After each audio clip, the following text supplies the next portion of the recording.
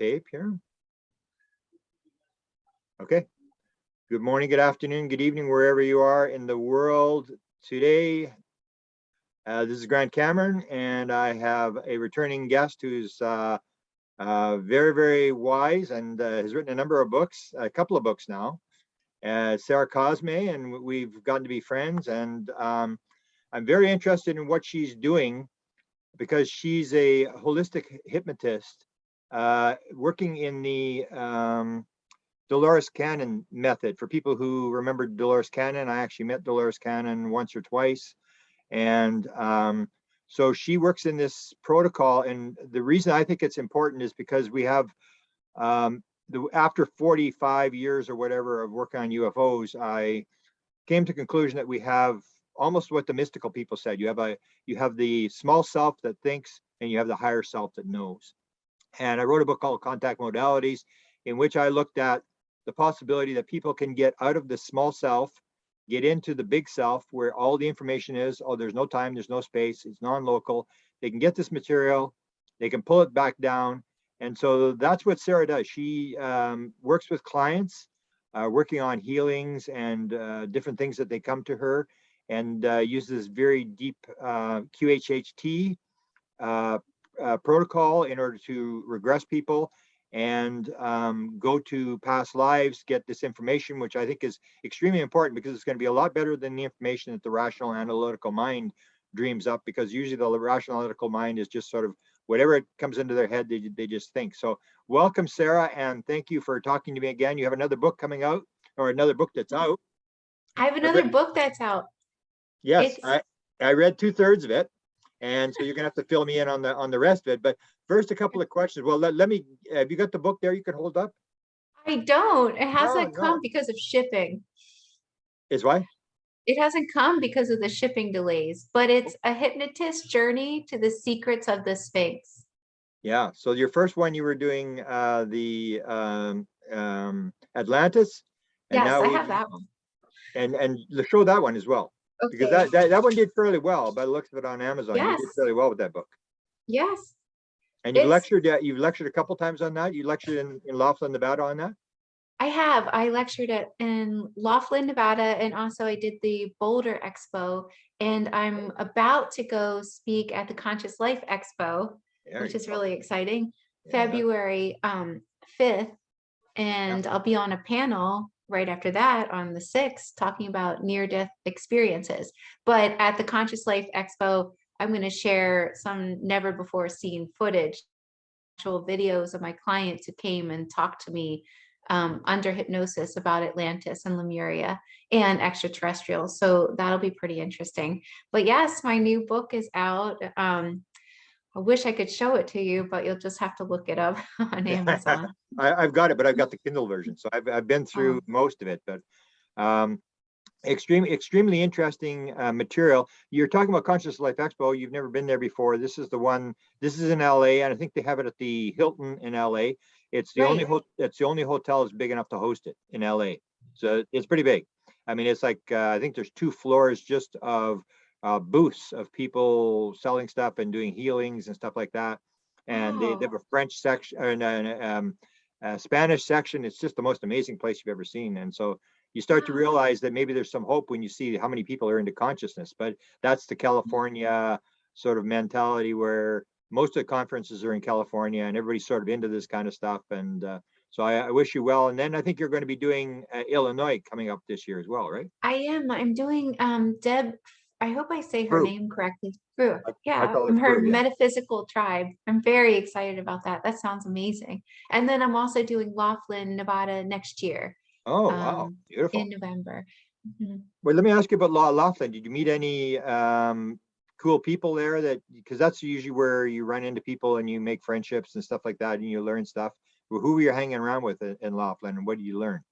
Oh my gosh, I met so many cool people.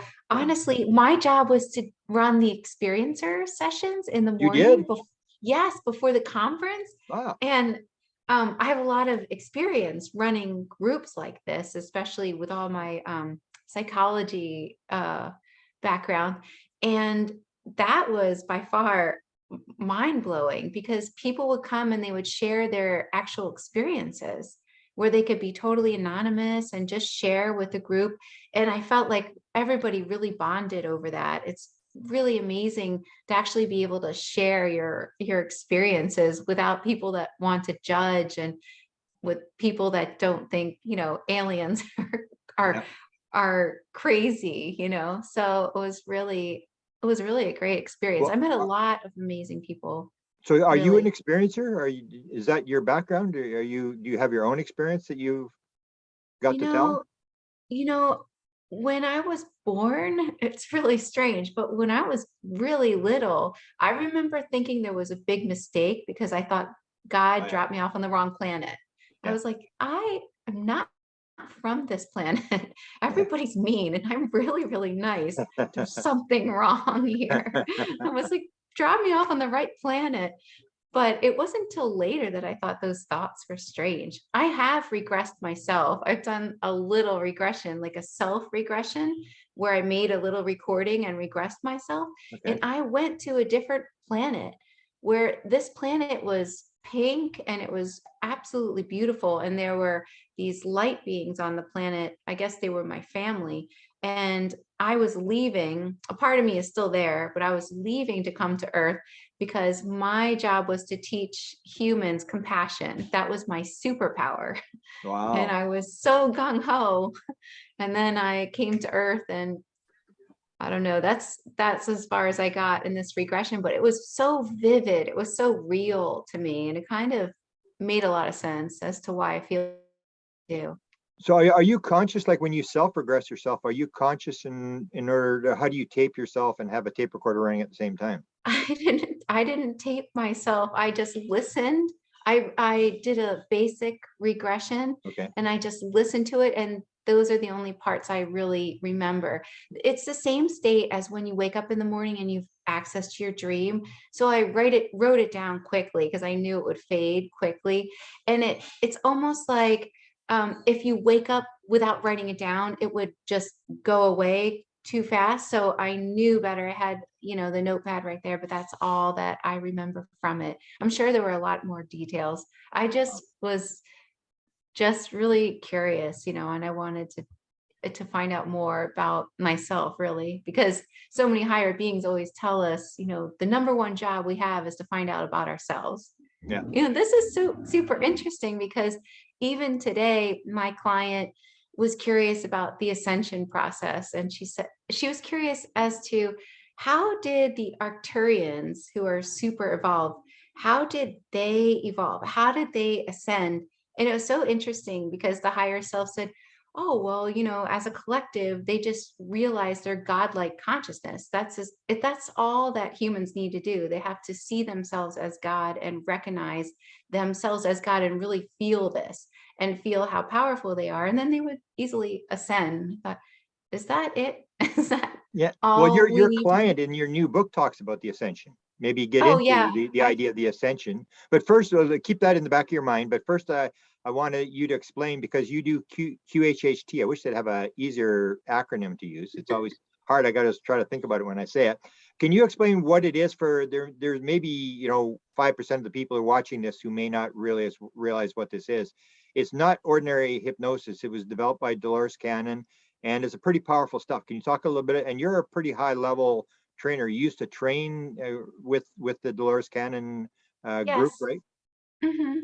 Um, yes, I was traveling around the world with Julia Cannon, Dolores's daughter, and we taught in Egypt and Machu Picchu. And I'm still a trainer. In fact, I leave tomorrow, and I'm going to a QHHT conference tomorrow. But it's a private group.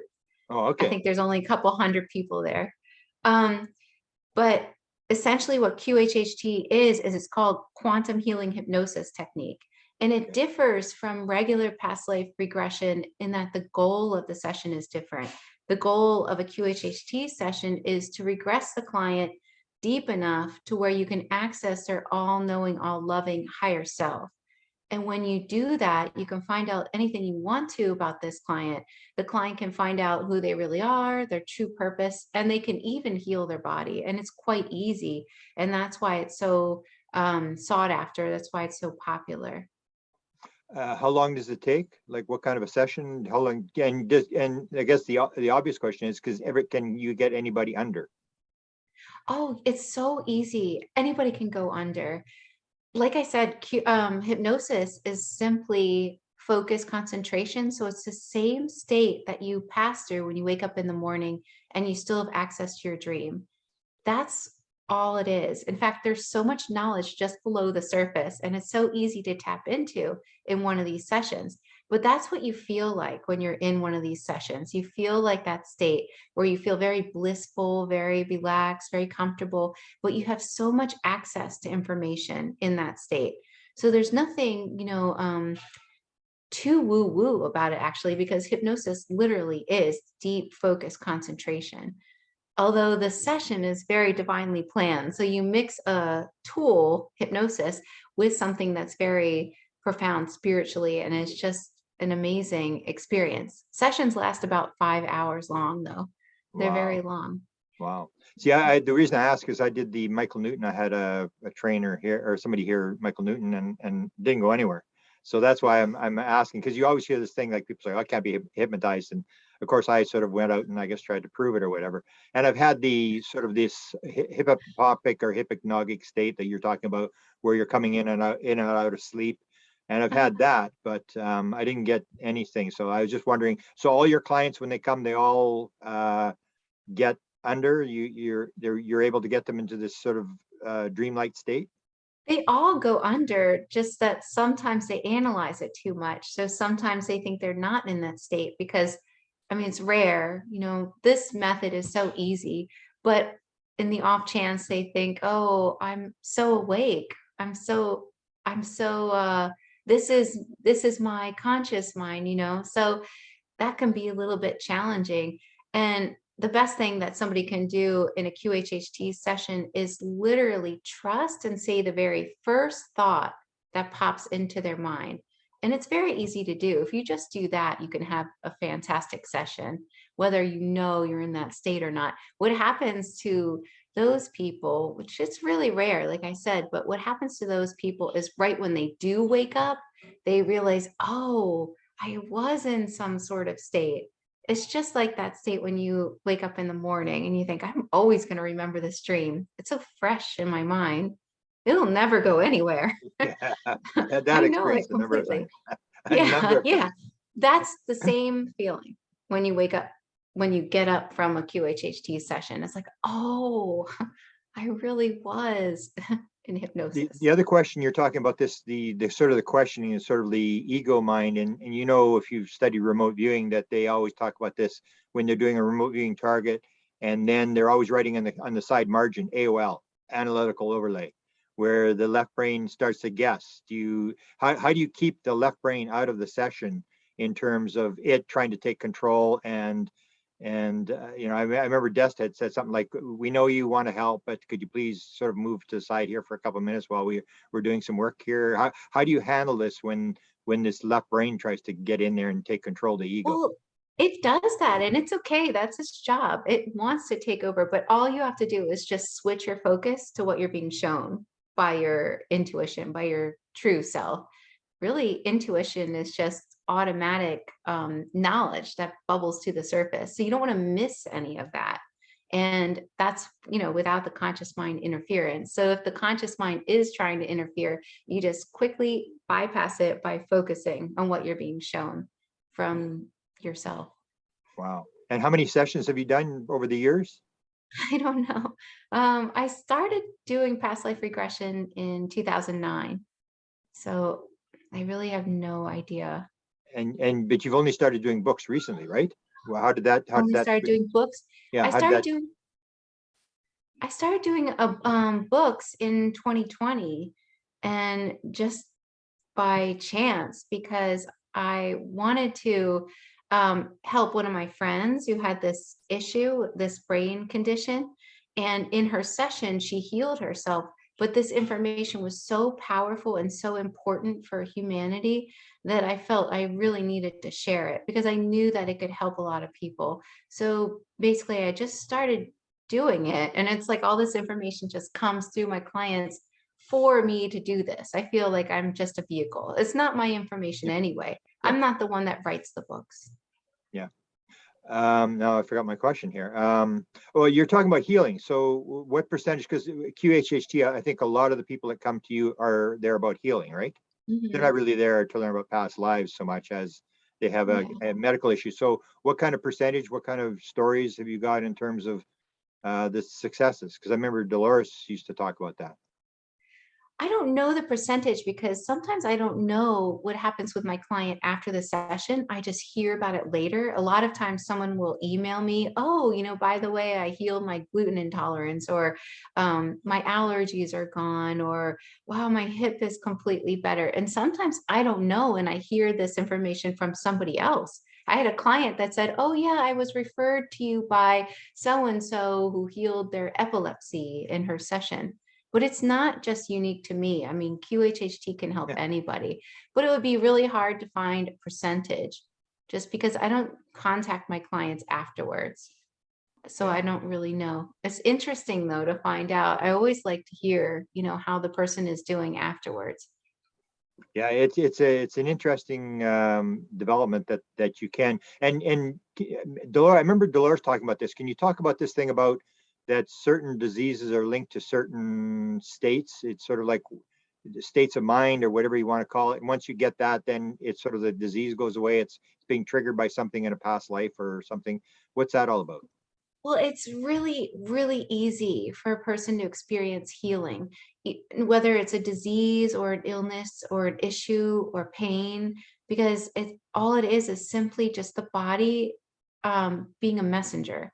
So the body is literally, in a literal way, communicating with the person to get their attention. And oftentimes, a lot of diseases or illnesses will have the same root. It'll be universal for everybody. Like, a lot of times cancer is anger turned inward somewhere. And it depends on where on the body the cancer is, and that will be your message. So you can literally just, if you have any pain anywhere or any issue, just think about it in a literal sense. Like your eyes are usually something you don't want to see. Some people blur their eyes because they're very sensitive and they don't want to see the world clearly.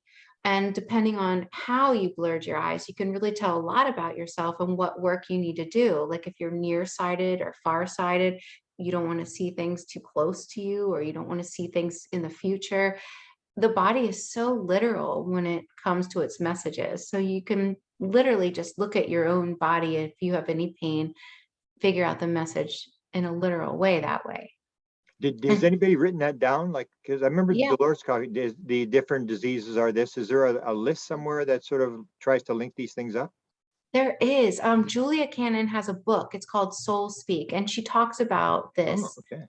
It's really informative. She has a class on it as well. But there's so much more, that you can find out just by literally being quiet with yourself. And when you wake up in the morning and you do still have access to your dream, that's a great time to try to access that information just by simply asking questions, seeing what comes up. The very first thought, though, the Okay. first thought that comes up.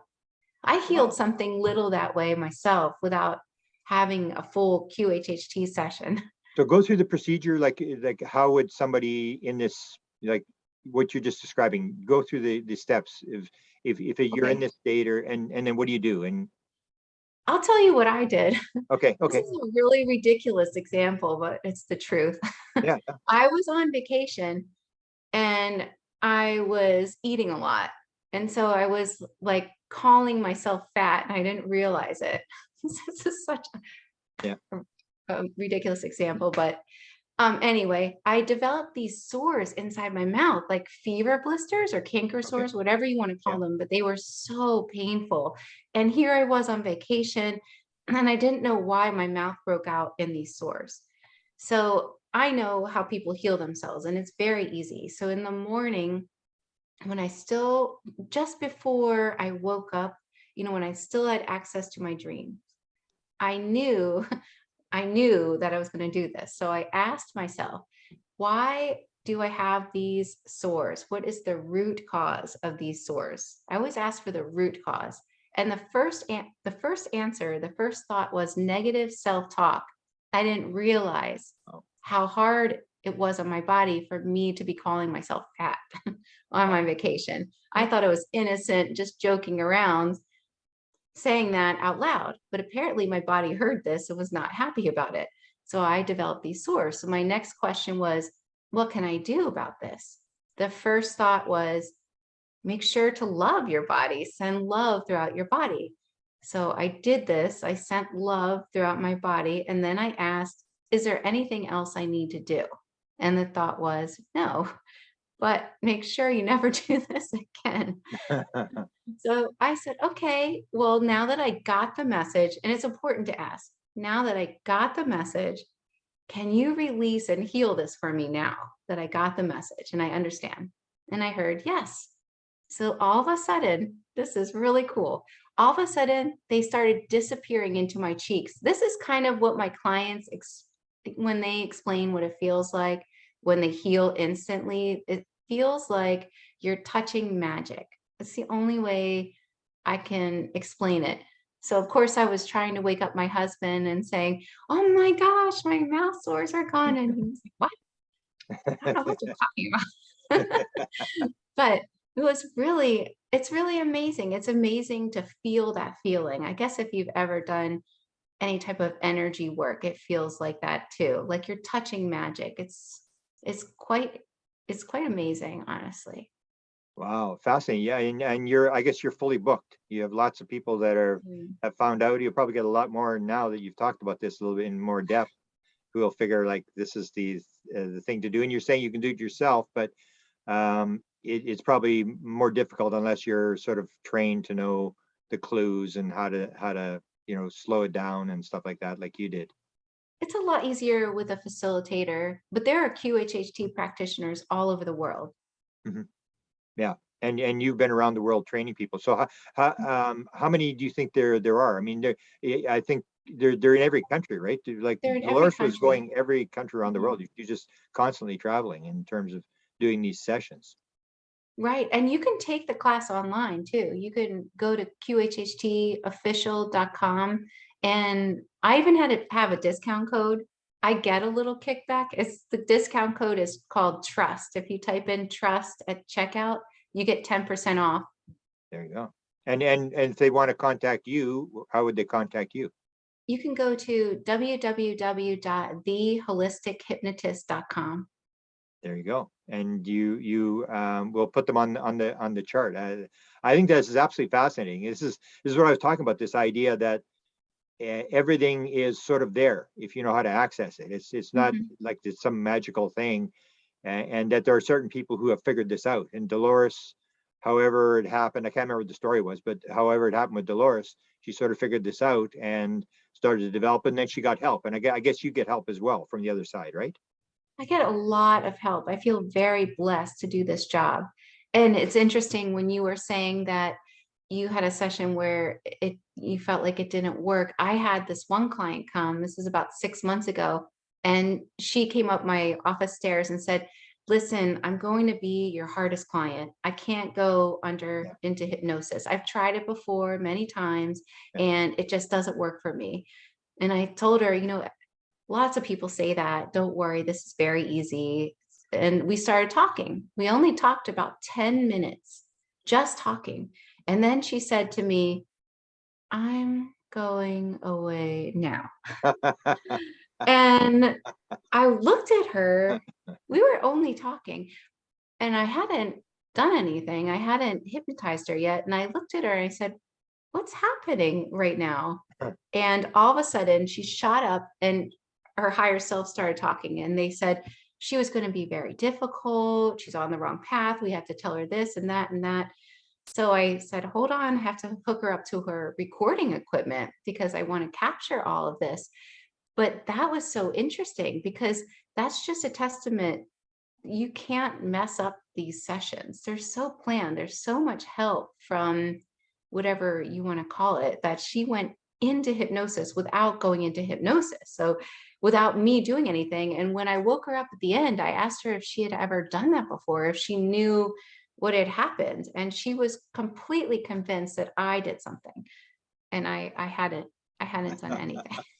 That's absolutely fascinating. Talking about the higher self, which I guess most people will understand this concept where, suddenly the we starts getting used instead of I, and this sort of thing. What I've noticed, and I want you to comment on this, is a lot of the people, if you hear I interview experiencers, and I just did one from Florida just the other day, and then I say to them always the question, you met with a lot of aliens, didn't you? And you go, yeah, I've seen a lot of aliens, different types. And was there one that always talked to you? There was one that led the way? Well, yeah. And then they'd tell you the guy's name and stuff. And every time I'm thinking about it, I'm thinking, is this the higher self pretending to be an alien? What is this? Because you can ask almost any experiencer, is there one particular alien that guides you and answers your questions? And they'll almost always say yes. And then you start thinking, almost like the Michael Newton thing where the guy has the devil appear in the office, and then Michael Newton says, "The devil's here," and the guy said, "Yeah, he's here," and he was a fire and brimstone preacher in the last life. And then Newton is thinking, "This is kind of weird." He says, "So what's he look like?" And the guy's describing him, and he's freaking out. And then he says, "Go to the future and tell me who is it really?" And then he said, "Oh, it's my soul guide. He's wearing a mask." And he just wants me to know what it was like to be in the congregation and get, the daylight scared out of me about going to hell. He's just playing this game. And so is this whole idea of this whole thing about the more I look at the alien thing, the more I look at it like, is this the same thing? Is it like they're playing a role, we're playing a role? What do you think about that in terms of how do you know when you're talking to the higher self, and do they come as certain like beings and stuff like that, or do they just how does that occur? Well, first of all, I really believe that whoever you're seeing, they're really you. They're really aspects of you because we're Yeah, multidimensional and there is no such thing as time. So yeah, literally, we can be from wherever, but still be ourselves coming. And a lot of times when people go through their life review and maybe they see a guide, it's them. It's actually them in like an aspect of them that never fully incarnates in this body. They call it the higher self oftentimes, but you can tell if it's the higher self or not because it's very wise and very loving. And oftentimes it speaks in a different tone and it uses like we, it says we instead of I, or it'll say something like she needs to do this or he needs to do that. And it speaks in the third person. Um, what was your other question? I don't recall. Yeah, the higher self is the aspect. You mentioned now you do the life after death stuff, and I'm actually going to do some panels. Maybe I'll get you on one of the panels on the life review, because I've looked at it, and it's almost like ufology, where in UFOs people are chasing flying saucer sightings, and they're chasing pieces of metal and stuff like that, and then you get somebody who's flown the craft and they couldn't care less. And I'm going like, don't you think this is important? This kind of thing, it's sort of indicating what's maybe going on. And the same thing I think happens with near-death experiences, is where people are all into what is this person's story, what they die from, and stuff like that. And then when it comes to the life review, it seems like nobody really cares. And that seems to be almost like they're telling you, this is how it works. You're being sent back for a reason, or this is what was good in your life, what's bad in your life, and you compare these things, and you start to see maybe what we're expected and how things actually work. But I found it kind of weird in the near-death experience literature that the near-death experience, the life review, doesn't get that much attention. It's more about who did you meet and all this kind of stuff. And then when you get the Michael Newton thing, it completely changes. So the you don't have the life review where you're looking at things flashing in front of you or whatever, or you have your guide with you. Then you have this panel. It completely changes to a panel once you're actually dead, according to Michael Newton and Martini and people like that who describe this, where there's these panel and they ask you, how do your life work out? And you're standing in front of this panel. It's a completely different thing. And I'm thinking like, it's almost like ufology where nobody's really going down that road. So what kind of work have you done on near-death experience type stuff? Well, every day, almost every day, I lead a person through their past life and they go through the death process. So it's really interesting. And these people don't know one another and they always say the same things. Yeah. They're always met with an aspect of themselves. You can call it the higher self or a different being that is themselves as well, like an extraterrestrial that they see could be themselves. And they meet with that guide to go over their life and see how they did and how they treated people. And really it's they want to see, each person wants to see how godlike they were, how loving, how from the heart they were in their life. Because everything that you do, every thought you think, it affects other people. And it's when you do this life review, you get to see how you affected the world around you and how much love you also had for yourself. It's really profound for people to go through their life review because they can see what they did differently. And it gives them a really great like eye opener for their current life because they can see how that this actually affects so many people. Their lifetime really affects so many other people, and it gives them a chance to do things differently.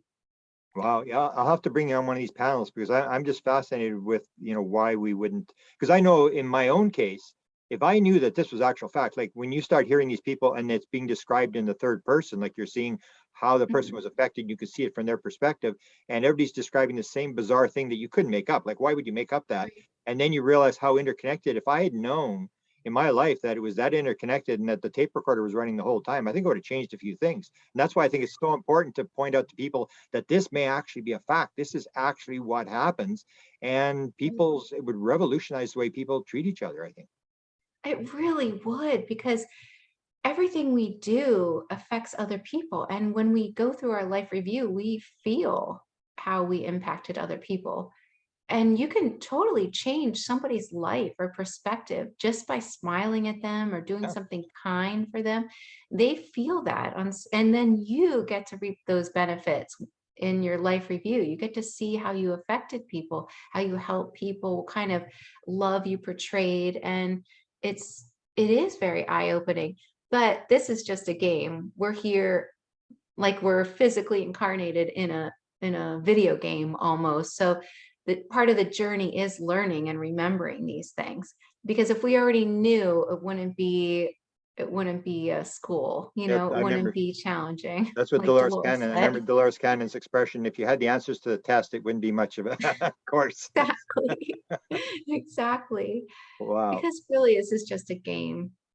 So give me your take on, because that's another thing that comes down in near death experience is that this one woman has written like 15 books on near death experiences. Says that in cultures where it's more uh, uh, we over me, that you really don't have life reviews. That these people in these cultures don't have life reviews, and you start to see this whole aspect. So what do you think is actually, if you were to sum it up in terms of why do we come here? Because some people will, if you've ever seen the woman who had the bombing in Iraq, she she had the experience. She said it wasn't life review. She was just sort of reviewing her life. So you see these different Oh. sort of types of life reviews. So what do you think, if you were to sum it all up, why did we come into the world? What is the objective? Is it love? Is it to do good over bad? Is it to learn stuff?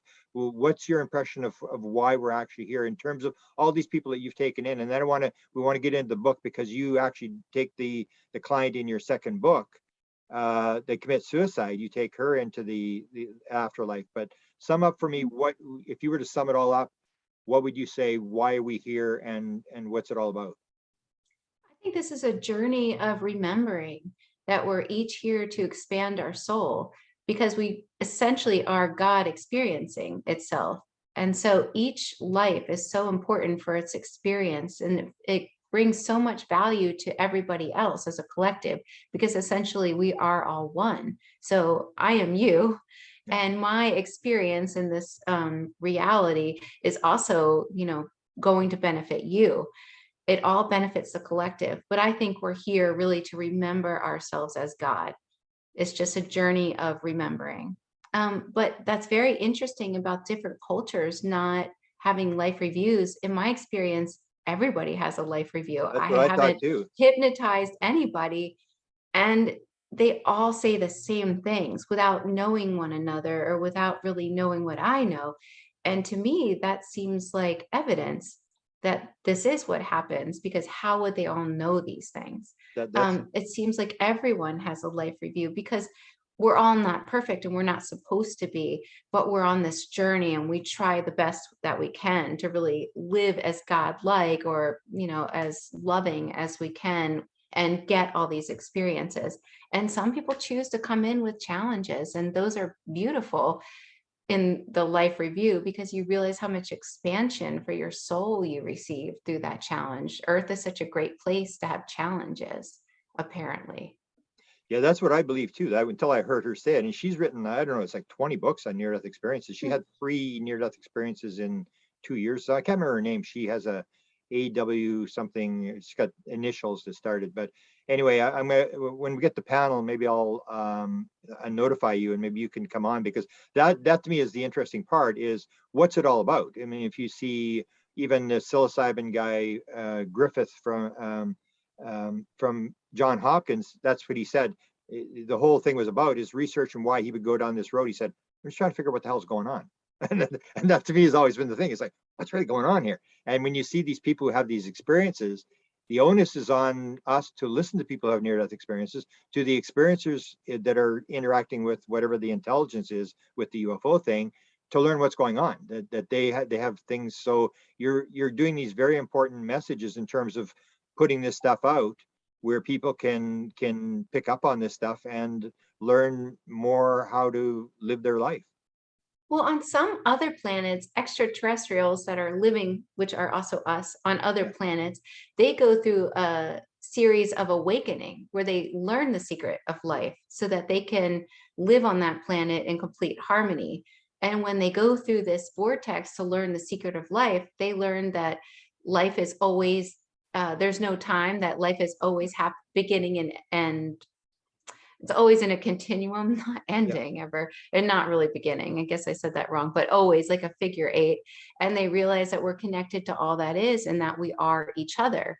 And first you learn how much love is really available to you. And then you fall in love with yourself first. And then you love everybody else, and all your insecurities disappear. And in that way, you can live in harmony with everybody else on that planet. And the secret of life, they've said, is to really understand who we really are and why we're here. And who we are really is we're an ancient grouping of beings, all of us. And we've traveled from planet to see what the next and the next will bring, so that we can have these experiences. And that's what we're really, really doing here, and who we really are. Okay, so let's get to your book and your client. Maybe you can give me a little review, because this is a girl that just only lived a couple of decades ago and committed suicide, and then you take her into the afterlife. And of course, everybody would immediately think, oh, if she committed suicide, she's gonna, be condemned, and she's gonna be judged and all this kind of stuff. And when you read the near-death experience, that's not necessarily what happens. And in terms of that, explain to me how you interpret someone who has a negative near-death experience, which is one of the big puzzles. Right. I think it all comes down to belief system, because I have noticed from my own research that there is no judgment. When you get to the other side, the only person that judges you is yourself. And so if you committed suicide, a lot of times you have to repeat things for your own soul's growth by your own choosing. There is no punishment if you commit suicide. It's just that you need to fulfill this for your own self. Anything that you want is something you need to get, or you have to repeat it. So your wants and desires are very important as well. Yeah. So you would be the sort of the judge. There's no outside. You have complete awareness once you pass over and you realize how the game is played. You go back through the river of forgetfulness to the other side, and you suddenly know how it all works and realize, because a lot of people will tell me, oh, I'm never coming back. And I'm going like, what do you mean you're not coming back? And it's like, they'd say, I'm off the karmic wheel. I'm leaving. It's like, once you get to the other side, don't worry, everybody's coming back. It's like if your child suddenly you found out your child was in trouble or whatever, you wouldn't decide to come back and try to help. Of course, Right. And Earth is an amazing school. A lot of beings want to come to Earth. I mean, it's amazing to be here, to be fully physically focused in this body and experiencing this Earth. It's so beautiful on this Earth. It's different. I mean, there's beauty on other planets, but it's quite sought after to be on Earth with all its challenges, believe it or not. And it's supposed to be one of the toughest schools there is. Right. There's other tough schools, but this is one of the toughest. And it's almost like a badge of honor to complete a life on Earth, really. Like if you go somewhere else in the galaxy and you say, yeah, I had a life on Earth, they all think that you're pretty cool. There you go. There, that's looking up. So describe your second book. You have your client describe who she is, how you came across her, and was she aware of these kind of topics? Because she goes into everything. She touches No, every base, boy. But I'm just wondering, when I was reading, I'm thinking, was she, so did she have this sort of knowledge before she went in? Because no, in our community, you're gonna get a lot of people who are like me, who might do something, but we know all the stories. So right. she was an outsider, just somebody who came for, was she been coming for treatment for an illness or something? Well, she was a friend of mine for 10 years. That's how I'm Okay. sure she didn't know anything about any of these topics. Okay. And I thought that made her information a lot more valid because I really wanted to make sure this information was valid before I shared it with other people. Yeah. But she was a friend of mine and she was also a teacher at the school. So she was had a very scientific background. She did not know anything about extraterrestrials or Atlantis, Lemuria, or the Sphinx. Yeah. She didn't know anything about this. Um, so when I went to write the second book, I used her as well for most of this book because she's obviously such a great subject. And we went back to her lifetime in the 70s, where she was called crazy, she was lobotomized, and she committed suicide. But as we were going back and really getting a lot of detail about that lifetime, and it wasn't that long ago. So I'm hoping I can find a lot more details about this woman's life. There's got to be a record somewhere or somebody that she knew. um, when I was uncovering all this information with her for this book, we realized there was so much information that she had received before, but it was just simmering in her unconscious. So we got all of this important information that's very important for the world to know now. And I wrote it down in this book. She was in New York, right? New York She was City? in New York City.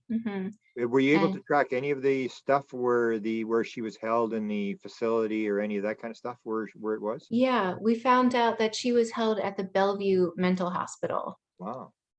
Wow. So go a little bit through her story, and then we'll get into some of the things that she talked about. Especially we get into the Sphinx, which when I see it, because I've got a lot of knowledge on all this kind of stuff, and when I saw that, I go, that's Edgar Casey. I'm thinking that's what Edgar Casey said, below the left paw, and it's like, the tunnel, and it's like, holy cow, what's going on here?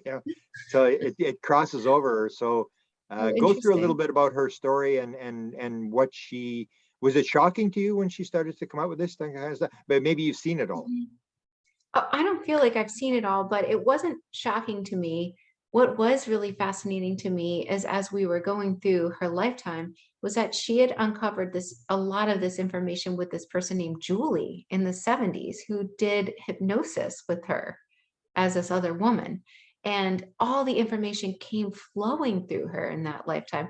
In fact, it came so much quicker in that lifetime. And they had to put like a halt on it in this current lifetime she's in because of what happened in the other lifetime. But we were able to uncover all this because she killed herself. It was too early for this information to come out in the 70s.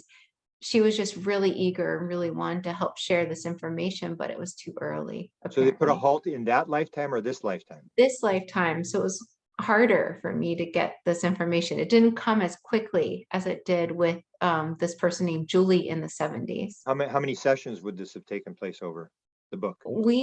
It took us a while. I started working with her in 2020, getting all of this information.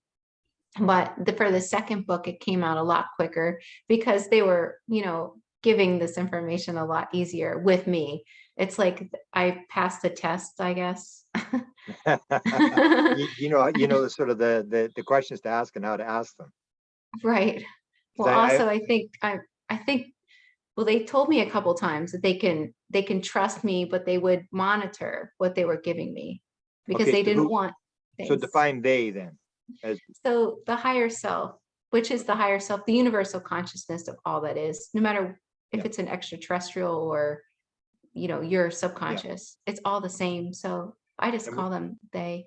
Okay, and we're all sparks of the divine. We're just Mhm. we're all part the same thing. And that's something that's Right. hard to, in the UFO, that's the number one message that experiencers get as well, but it's pretty hard to get that across because it's like, I call Right. it almost like the 1492 dilemma, that if what how would the world look if it was flat, the sun went around the earth and we were the center of the universe? Exactly the same way it looks now.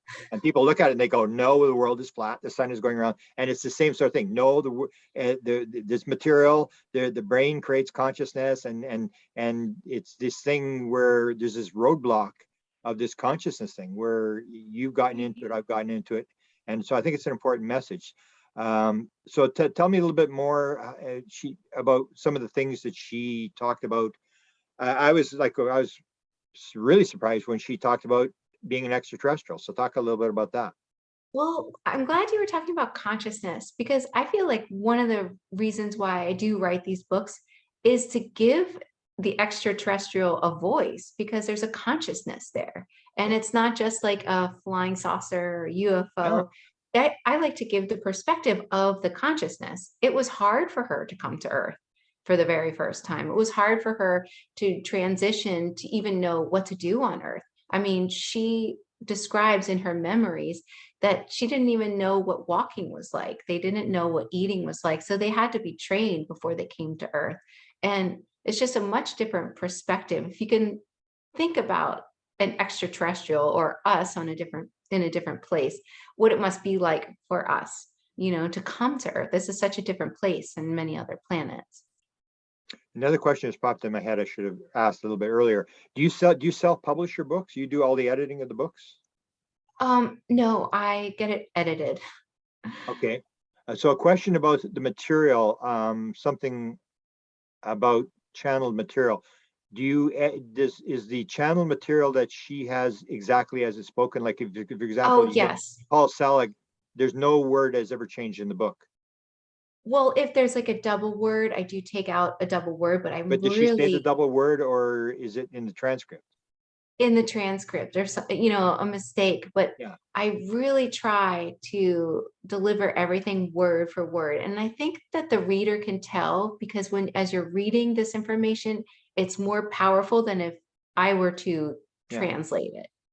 Because the one, that's a discovery I sort of made where I'm going, hey, I look at Paul Selig said that there's never more than 2 or 3 words, and that's because he mispronounces a word or something like that, or they didn't pick it up right or whatever like that, or it needs a comma or something. But otherwise, it Right. isn't. And I noticed the same thing with Bashar. But if you've ever transcribed a transcript from somebody, you see it's and, but, hesitation, um, and that doesn't happen in channeled material. The people who are channeling do not use those kind of, they don't do they don't string things together with ands, Right. they don't, and stuff like that. And then you realize it's almost like you could take a look at a transcript of a channel material and look at a transcript of someone talking, and you could tell what the channel material, you don't have to read what the page is, just take a look at it and say this is the one that's channeled, this is the one that's real. And I found this something that I think is very powerful information, that when, if it's Bashar or these people that are under hypnosis, or whether it's Paul Selig, the language is completely pure. It's just, it's like Mhm.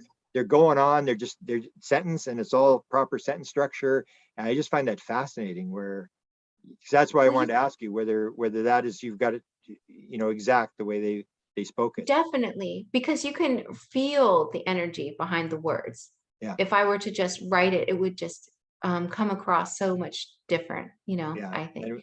And it would have all these weird things where people are, going, hesitating and stuff. Like people say, oh, they're Right. making it up. Well, I defy you. Sit down for half an hour. Let's see you make it up and not use and but and stringing things together. It's kind of unique how that material comes out. So I'm glad that you do that.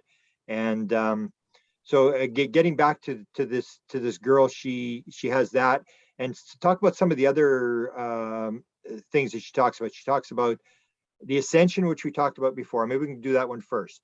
So what's this idea of ascension for people who don't know? Because I think you even brought up in the book that there's a lot of different versions of what is ascension. And you're actually pushing her in the thing is, what's your definition of ascension? How do you define it? Because there's all these different people describing ascension, but they're not necessarily all talking about the same thing. It's really fascinating because, well, I think some people may be talking about leaving this planet and going to the other Earth that we're all seeding as part of the continuum of our species. But I'm talking about the ascension on this current Earth, where we're basically raising our vibration just to move into a different frequency, a different density, if that makes sense. Is that what your client is saying? Is that what she told you? You know, it's really interesting because I was confused if this was really happening. Yeah. And so I asked a bunch of different people and I let them all be in the book that everybody was saying the same thing, that this is really happening, that we're right on track for this, that we're moving into basically um, a different vibrational frequency, so to speak. Now So they what? don't Oh, they sorry. don't So the label it happening on as this planet, like just yes. you're moving vibration. Because as you know, like when I wrote the book on music, the way it started was Chris Bledsoe coming to me and telling me the messages in the music, and then telling me it was Neil Young, who grew up in my city, which is like Synchronicity City. And I go, why? He's involved? And I looked, and he wrote After the Gold Rush, and that's where you get this other ascension idea that the silver seeds are going to come and take the chosen ones to another star. And when I saw that in this lyrics of his song, called After the Gold Rush, that we're treating the world like a ghost town, a gold rush, and then when the gold is gone, it's going to become a ghost town. And this concept of the world coming to an end. So it's not that concept, because I think a lot of people have that concept that at some point there's going to be UFOs in the sky and people are going to be taken and there's going to be mass panic and all these people are going to be taken off the planet. It's not that kind of ascension, correct? No, not at all. In fact, in the future, in the very far off future, we'll live amongst all types of beings. This planet will be so much more diverse, I've heard. But essentially, what we're doing right now is when we first came to this planet to seed this planet, something snuck in that pretty much almost ruined this whole experiment, and it was the fear virus. And what we're doing right now is we're expelling layers of the sphere. And by doing that, we can move up in our frequency. And that's what we're currently doing with all this chaos around us right now, because it leads to all the questioning and to the inward seeking in order to expand your consciousness. Yeah. So we're all doing that. That's Paul Selig. I mean, according to Interesting. his Cool. guide, where what has been what has been papered over in the past in fear is now coming to the surface to be re-seen and relived, and you can't. It's almost like an experience until you bring it out.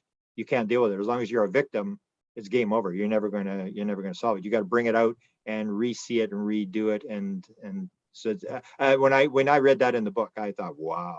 That's why I Well, started like, I wonder if this girl knows all this stuff. It's like, because Well, it it's matches very so clearly. confirming. Yeah, It's it's very confirming. confirming because I've never studied Paul Selig and I don't research any of this information Yeah, because I don't want to be biased in any way. yeah, And I make sure in order to make this as valid as possible that I only use subjects that don't know, or the people, my clients. I only use clients that don't know about these other things. I know that yeah, Jen has never researched Paul Selig because I yeah. know firsthand that she wasn't into any of this stuff. Yeah, and that's powerful evidence, because I mean I can see this stuff where I'm going, like the one is that's Edgar Casey, that's Paul Selig, and it's like, and people will always say, you'll hear this in channeling, and they'll say, oh, channelers, they're all saying different things, and it's like, you have not read anything in channeling. It's all exactly the same thing when you It's all start the looking at same. it, and it's the same. I remember Desta, Desta. I mean, where Right. Desta was doing her channeling, she said she got really tired because the way she does it is she's in the state and she types, and her fingers are going, and she always goes like capital O, capital S, it's capital oneness, and capital source. And she Wow. realizes that she's going like, O again, O again, O again. It's this oneness and source thing keeps coming out, and it comes up in all Wow. channel material. Whereas people will say, "Oh no, it's all this different stuff." You have not read a single article on this. If you're saying stuff like that, you have not. No, I haven't. Yeah. On So, purpose, I but don't. these people haven't either, but they got an opinion. I agree that you should stay clear and use people who don't have any background knowledge. Although it's going to be harder as we go along to find people that It that are is out. harder, but you can tell. I mean, in the first couple hours that I talk to a client, we go through their lifetime. And so I like to use people that aren't into any of this stuff. Yeah. They're just here to heal something. For instance, I had a client who has 5 grandchildren, and she just came for a session to heal her allergies. She did not know about anything other than Abraham Hicks. That was as far. That also, Jen was just starting to read Abraham Hicks, like one book she read a little bit. But anyway, this client went back to a UFO crash when she was an extraterrestrial coming to Earth. I mean, she had no previous knowledge of this. So I used a lot of information with her because she agreed to work with me again. But it's people like that. I prefer to use only people like that. And I'm lucky because I get to talk to the person first, so I can really understand their background and know if they are into this. But with Jen, she was a friend of mine for 10 years, so I was sure without a shadow of doubt that she did not know anything about this. So in her past life, she has this lobotomy at this facility, and then it's because she's bringing out all this weird stuff. She's sort of they sort of like they consider her, as they would a lot of people, schizophrenic, and we need to treat you. Right. And in those days, it was a little bit, I think she went through electric shock and stuff like that.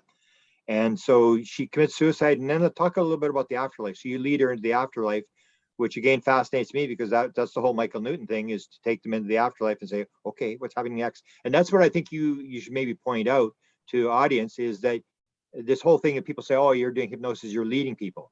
And I noticed in the interview, when you're doing it, you say, oh, tell me more. And you're really not doing anything. They're telling the story, and you say, oh, tell me more about that. And it just goes on to point out to people that this idea that you're very aware of this thing about leading people, and that you basically, it's them telling the story, it's not you telling them what to say. I'm very conscious of that. I make sure to never lead anybody with any question. All the questions I ask are always open-ended. I never lead the client. I want to make sure it's coming directly from the source, and we're going exactly where they want us to go. But it was really fascinating to find out that she had uncovered so much during the shock therapy, during the lobotomy, when there were no confines of her mind. She could really go anywhere and uncover anything. So we learned so much about our origins, the history, about the afterlife. And she went through in a detailed way what it was like for her in the afterlife, and what it was like to go through the review and to go, rejoin with this part of herself, and to even plan out her next life that she's in now. That was pretty fascinating as well. So talk about the afterlife for people that are interested in that kind of stuff. What does she tell you about when you take her into the afterlife? Well, she said, first of all, it was really interesting because you can just drift and float and look at any pieces of history. You can find out everything you've done as a soul, and you can go see your other lifetimes. You can, uncover any information you're interested in. Of course, you forget it when you come into your next life, usually. But for most people, if they had a traumatic life, they rest for a little while. It's called the resting place, where their soul is completely rested until they feel that they're ready to go over their life. And that's generally what people describe when they've left to life. If it was more traumatic, sometimes they rest for a very long time. In her other lifetime, she rested for thousands of years. Wow. It was So you've that had traumatic. other clients that describe this as well, the resting part? Oh, yeah, all of them. Yeah. Wow. And it varies based upon their type of life. And It's then like they a would, cleansing and because, then, okay. go ahead. Oh, well, because the lifetime that humans lead is traumatic in nature. To have to go against your true nature in some aspects to learn lessons. And sometimes we even come into a role where we're being the mean person. And so, because we all play roles, we all have different agendas and what we want to learn and what we want to help other people with.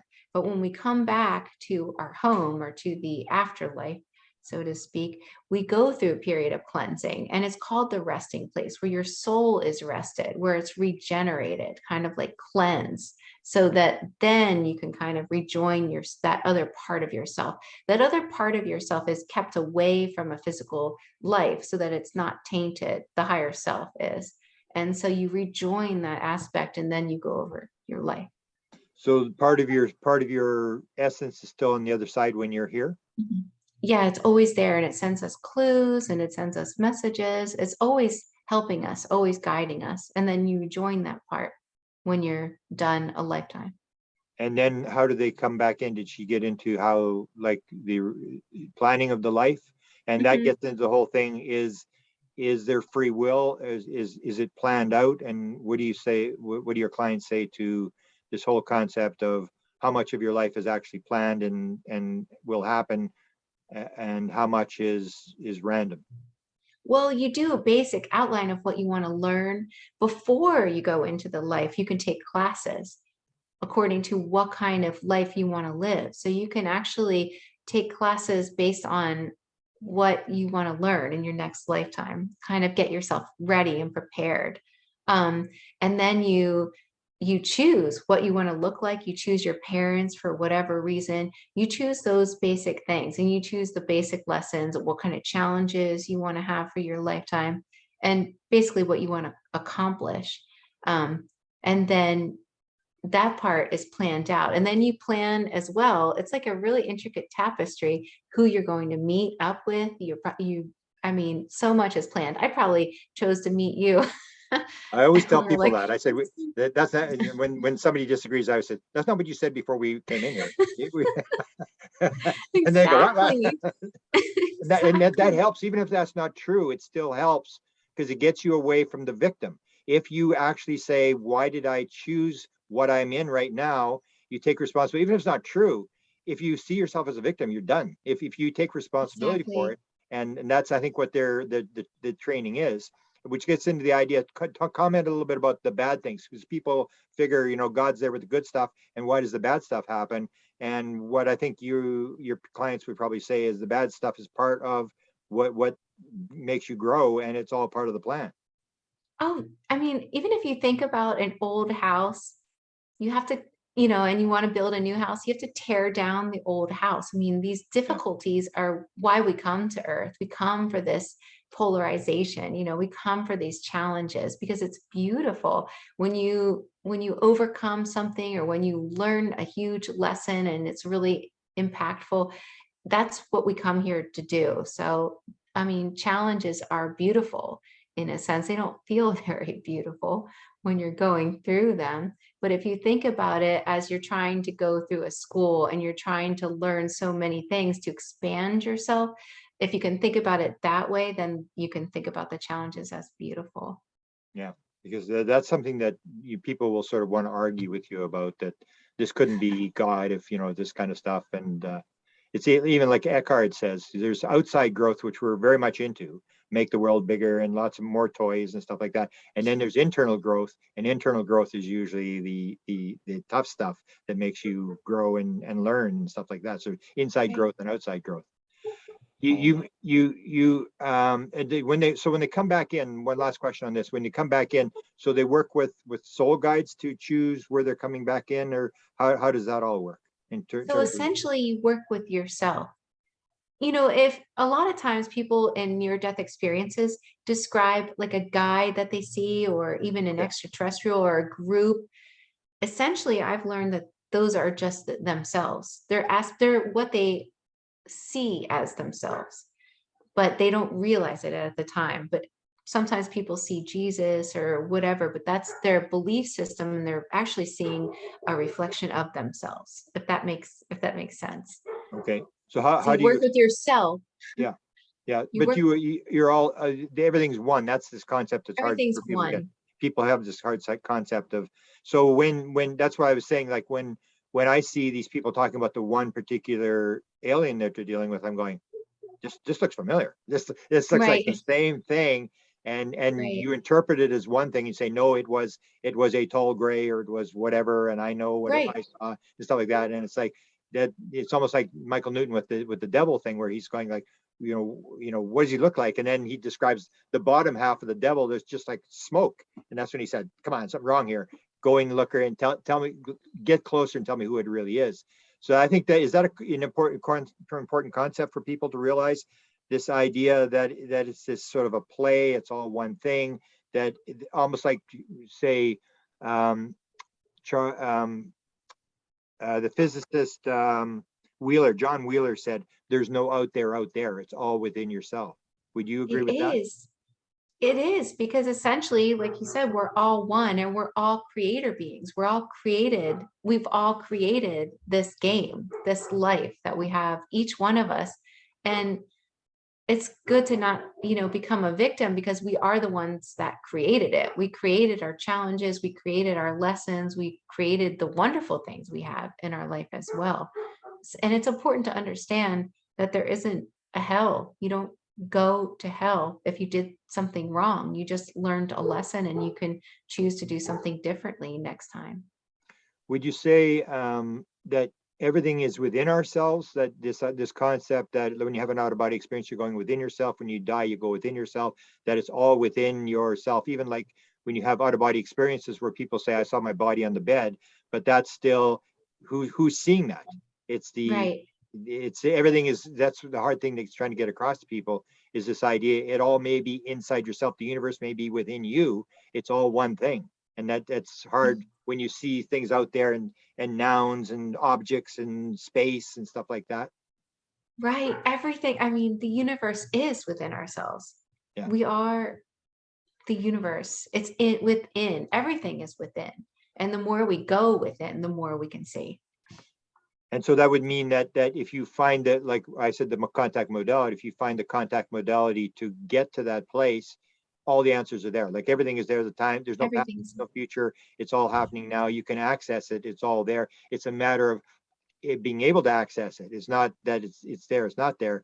It's your ability, and you're sort of guiding them over through that veil back onto the other side, where they suddenly realize, oh, I know what's going on now, because they've seen it before. And that's essentially what you do in a QHHT session. Yeah, you go within, you can find out anything in that space, because it's all within, all knowing, all healing, all wisdom. I'm glad you're backing up that. I'm glad you're backing up that, because that is a key thing that I think in the UFO community, that it's still, they're out there, there's planets, and they're coming across the star system, and it's hard to break that. That's why I say it's like a 1492 dilemma, where people are stuck in this position where it looks like this. Don't tell me it's not. It's because it doesn't make any sense. Oh, everything's one, and the logical ego mind is going to say that's total nonsense. Come on, Sarah, wake up. Right. Well, I know, and the thing is that I have so many clients, and they all say the same things. I never get a different answer, that it's outside of ourselves. There you go. Beautiful. And that's what Michael Newton did with 7,000. When you start looking at that and you say, does that not mean anything? These 7,000 people all saying the same thing. And you got to realize that this is important material, that I think the onus is on you and I. Maybe we had this meeting and we're going to plan that we're going to do this, get it out. And can you go to that? Because I think that's what it is. We come in to do this. This is our goal, our issue. We decided we were going to do this, and we couldn't probably do it without. I mean, you could say, well, just sit around and drink Mai Tais, but you couldn't do it, because that's not what I came here to do. You just feel uncomfortable, and your inner self is driving you to do what you came here to do. Would that be right? It is. And you can go by just that desire alone. Whatever your desire is, that's what you're supposed to do. Whatever you know it deep down. Most people know it deep down, and do those things, because the universe will find a way to make you do those things. Or, in the afterlife, you're going to want to repeat it, come back and do those. Keep running the plate till you get it right. It's sort of like, and it's a responsibility, but it's important stuff. I'm really happy that you're out there doing it. One of the big things that you bring out that goes into this, people will start to go down different roads, and they'll, I'm a victim and I'm being abducted, and they're doing hybrids, and you go into the book. So go through the whole hybrid story. I've had many clients come for a session because they're so concerned. They've lived in fear. They think they're being abducted. They think they're being taken against their will. only to find out in the session that it's actually an aspect of them that is contacting them, creating these hybrids because they agreed to do this.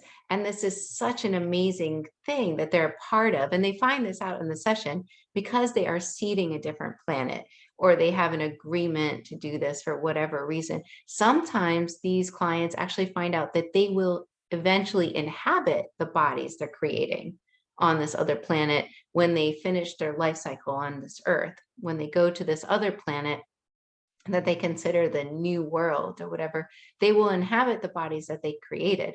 So they find out that there is a benefit to this contact, and that a lot of times extraterrestrial contact can heal a person. And they didn't even realize that they were being healed by these extraterrestrials, which are them in a different aspect. So from my perspective, I get these clients saying these same things. I see them come in, they have so much fear, and they leave with an understanding that there isn't anything to fear.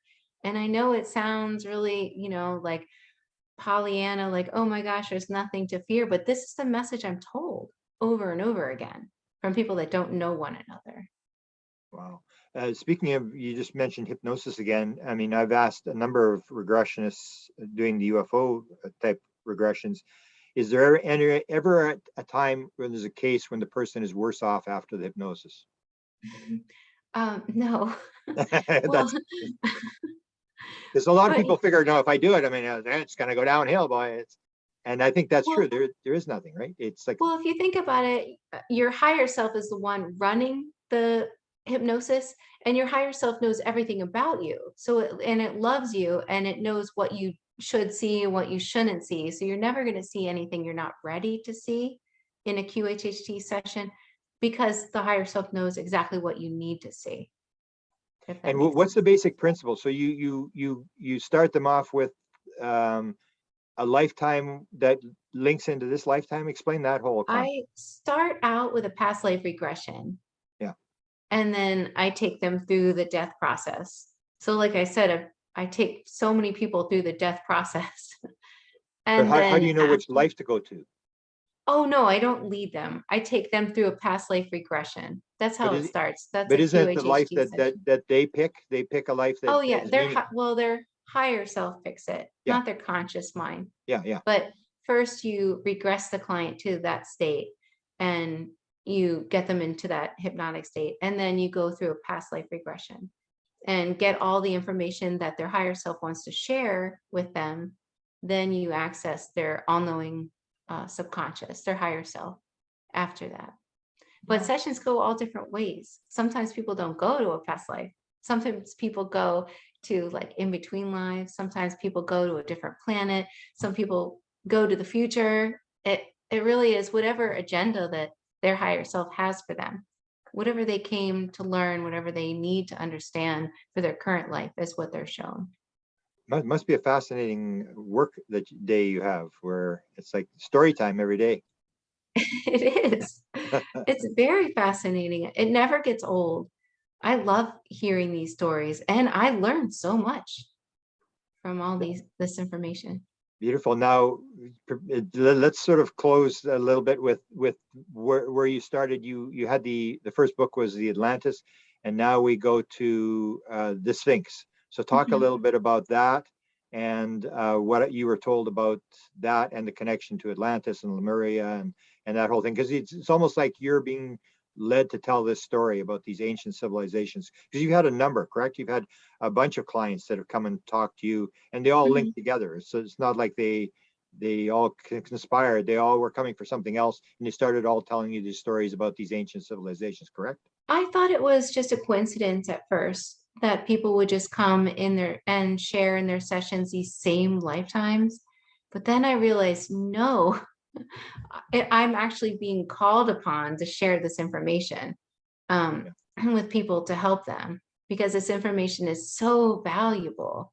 And so I know that I'm not the one writing these books. They're basically just given to me through different clients, which are not coincidentally meant to come to my office. It's all meant to come. It's all meant to come out through me, I guess, for this information. But of course, there's other people receiving lots of information as well. Other people that do what I do. I forgot my question. Oh, we'll go to the whole thing about the Sphinx. So Oh, what happens in this book about this whole thing with the Sphinx and how it was built and the secrets and all this kind of stuff? right. Oh my gosh. Well, there's so many secrets to the Sphinx. But one thing that I can say is that other planets communicate with our planet through the Sphinx. The Sphinx was built before civilizations on Earth were formed, just as a communication device. So history and everything that's happening is being recorded and broadcast out to other planets so they can keep track of us. And basically, it's a very great communication device, as well as a time capsule. It's storing um, information, and also you can change time in the Sphinx. There's portals in the Sphinx. There's underground tunnels that connect to many different things. There's basically other worlds underneath the Sphinx, but there's so much to the Sphinx. I feel like even though I uncovered a lot, I probably only scratched the surface, but this will just allow to more, for more questioning, I think, in people's minds. Yeah, you don't watch other people's stuff, but Jimmy Blanchette, I just did the interview with him where he decodes the message, the radio message he gets. They're sending messages on this huge radio thing, bouncing them off the moon and stuff. And he starts this contact and they send the message, and it's all tied into the Sphinx, and not the That's Sphinx, funny. the pyramids, and it's all mathematical, this message. It's like, so when I was reading the book, I'm going, oh, it's the same things Jimmy's talking about. And it's like a Wow, totally that's different field interesting. altogether, but you wouldn't want to read that or watch that video because it may distort your view of how things work. It's kind of, that's where you start to see after so many cases and so much stuff, you go like, it's all the same thing. It's all linked together, man. It's like everybody's telling the same story, and it's just Right, you have a new method, which is only since Dolores Cannon started. It's sort of like a right. new technique that almost like a new play. We'll start this thing where we'll teach them through this, and we'll use the radios and we'll use this. And there's these different ways that messages that people are being educated to the understanding of what's actually going on. Right. It's quite fascinating. And that's so confirming that somebody else is talking about that. Yeah, it's actually pretty shocking when you see it's, and same with the, I don't know if you read, no, you may not have read the Rendlesham Forest. Remember the story where these two guys and the thing lands outside the Air Force Base in the UK, and the one security guard, it's landed and he touches it and it's got these hieroglyphs on the side, and he starts getting this binary message coming into his head. That's all the same thing. It's tied into Wow.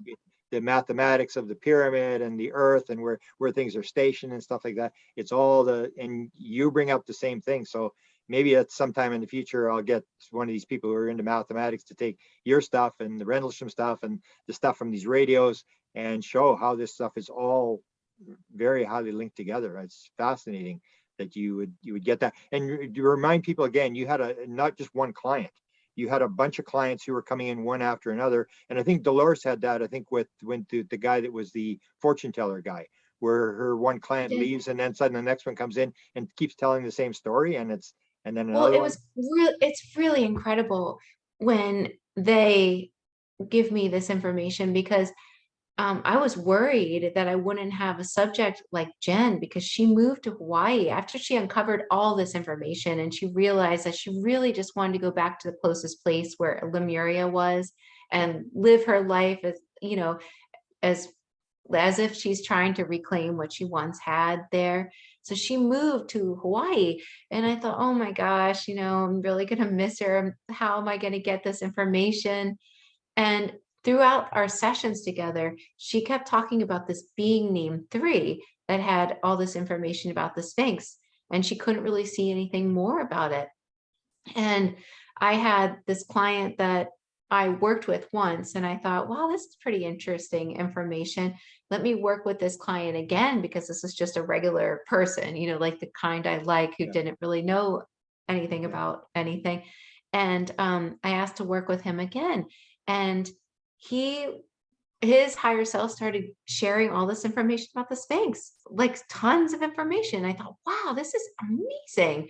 All this information is coming out of this person. And then at the end, I asked if he could tell me who I was talking to. And he said, I am 3. 3 is me. Must have almost fallen off the chair. I did. I did. I thought it was one of those moments that you're just like, wow, how could I ever doubt again? Yeah. It's like so profound, really. It's hard to explain. Another one of those is one that we talked about, and we don't talk about it a lot this time, but just for people who didn't see our last interview with Nancy Tremaine, where you're talking Right. about the fact that you've got all these clients, postmenopausal women who are having claiming they're hybrid, they're having babies or whatever. And I've got a client. I mean, I've got a girl that helped her publish her book. So talk a little bit about that. That's in this book about the postmenopausal women. Talk a little bit about that. Oh my gosh, I had all these clients back to back that were postmenopausal that felt pregnant. And they all would say the same thing. I know this is really crazy. I know this is so different. And I would tell them, no, this is actually happening. I've had a lot of other clients. Of course, I would tell them at the end after I would see what their higher self would say, but they would come for their session because they thought they were pregnant, and they would go to the doctor's office and the doctor wouldn't find anything. And they would say, oh, it's just in your mind. One of my clients was prescribed Ativan, told that it was just all in her mind, that she was crazy. So she came in for a session because she knew what pregnancy felt like. And sure enough, her higher self said, well, she actually was pregnant, actually, with a hybrid being, because she's helping to seed this other planet. And, this is a person that didn't know any of this stuff beforehand. And these people all said the same thing. So it was really interesting to talk to Nancy, somebody who's experienced that and has talked about this. Yeah, it was kind of like the weird part of her story. It was like the story was okay until she got to the having a baby at 62 years old. It's like, why? And then when you see your story, then you're going like, wow, this is actually going. They explain Right. what Jen said about why this is happening. Why this weird thing with older ladies. Oh, because it's easier to hide than with younger women. For a while, there were younger women used, and it was just too traumatic for them. So they decided to use older women where it would be easier to hide and it would be less of an effect on the body, basically. Yeah, that's a fascinating thing, and you may probably get more on that, more little links that we'll link in. Is there anything we've missed in the book? And then there's one last question I want to ask you. Is there anything that you really wanted to get out in terms of why people should read this new book on the Sphinx? Well, I feel like so much of that information really ties us to our true origins. So it really helps people understand who they really are and why they're here. And I feel like when you get that understanding, it really can help change your life. Just when you go about your life with this different perspective, gives you a new, like, kind of feeling about your life, and to understand that we really originate from the stars. Okay. And that this is an experiment. I think you used the word quite a few times in the book, that this is like an experiment on Earth. It is, and we're the ones doing this experiment. We're the creators of this experiment. But that's what they always call it, the experiment. That this is an experiment because they don't know how it's going to end. So it's an experiment. Yeah. It would be like a play. It's like all the world's a Right. stage, all the men and women and aliens are but actors. And, Right. and do you believe, just popped another question in my head, do you believe that everything is consciousness? Consciousness is primary, where I would say, for example, God did not create the heavens and the earth. God created the sparks of the divine, and they create the world because it's all Right. made out of consciousness. We're creating the good, the bad, we're creating everything around us, that we are the Right. creators. And It's that, all consciousness. yeah, it's all kind of good. Beautiful. So let's get into the end here, and let me ask you, you got any sort of teasers on where you're going next? What's your Well, next? I'm going to speak at the Conscious Life Expo in LA, February 5th. And that's next. And then I'll be on the panel on the 6th, which I'm very excited about. And then I go to Illinois in August, and I will be back on Gaia TV in the near future, which will come out in a couple months, hopefully. And whose show is that? Beyond Belief with George Oh, Norrie. it's George Norrie. Okay, yeah. So you know Sid very well. Then you've run into Sid. Yeah, I love Sid. He's a great person. Yeah, he's from Canada, so he's a Oh, you guys have something in fellow common. Canadian here. Although he's abandoned us now. He's gone down to Denver, or down to Boulder. But in terms of your next book, have you got any teasers on what your next book? Because you seem to be now producing these books, and you would have probably a book every week of the stuff that you hear. So where is there anything important that you can give us a teaser on what's coming next? Well, I just organized my sessions with my new subject. So I don't know where it's going to go because I can't come up with I can't come up with the idea. It's got to be from them. So I'll see what they want to give me. I have no idea where it will go next, but I'm very excited to go back on this journey. Beautiful. Well, one last question, because that sort of led. Do you think that there are people who, how will you put this? Status, like Michael Newton used to, he would have people in the afterlife, and he would ask them, and I think you did. You said, "What color are you?" And she said, "Purple." So Michael Newton, if you've read, I don't know if you've read Michael Newton, but Michael Newton would always, he'd get him in the afterlife, and then he'd say, "Take a look at yourself. What color are you?" And he had this whole chart from white all the way up to purple. Purple was the highest. So then he had 5 people out of 7,000 in his career, and they said, "I'm purple." And he said, "Can I speak to your guide?" Because he wanted to go one step higher. And that was, so do you find that there are people who are at sort of different levels of knowledge in terms of how many lives they've lived, what kind of knowledge they have? And that's what Newton used to use. He Right. would use that thing of what color is your essence in the afterlife. And then he would Right. determine at what level they were and how much. And he said only 5. And he said as soon as he heard he had a purple, he would immediately go and try to get one level higher to the spirit guide and start asking questions that lower levels were not able to answer. It's really hard because you're speaking with like an individual aspect of a person's soul because essentially there is no such thing as time and it's a figure 8. So we Yeah. have all already evolved. So I don't really think anybody is at a higher level than anybody else. It's just what aspect you've come into, what consciousness you're embodying right now. But we've all ascended, we're all, you know, on all levels at once. We're all multidimensional, I guess I would say. Yeah. So I feel like there is no judgment really of anything except for your own judgment. Yeah. Yeah. That's interesting. That's another hard concept in terms of the idea that it's all here and now, and that there's no time and space, which is for most people, they just sort of, their eyes roll back and they walk away. Well, I mean, I remember one time I was so confused about this. I was like, I don't understand. If you go to a past life, then isn't that in the past? I mean, isn't that behind us? And the higher being was saying, well, you have to think about it like this. You're thinking about it like layers like that. You have to turn it around and see it like this. Everything is happening right now, but there's like rings around like this, like a record, like there's everything is happening now, like this huge bubble, this huge sphere in all different, I hope I'm explaining this correctly, in all different ways. So this present moment ricochets out this way, Mhm. Yeah, always. it's a tough concept, especially even when you, like, if you got the Newton stuff for your people, where they're describing a timeline. Like I was here, and then I did this, and then I did that, Right. and they're describing Right. it in a sort of timeline fashion where they're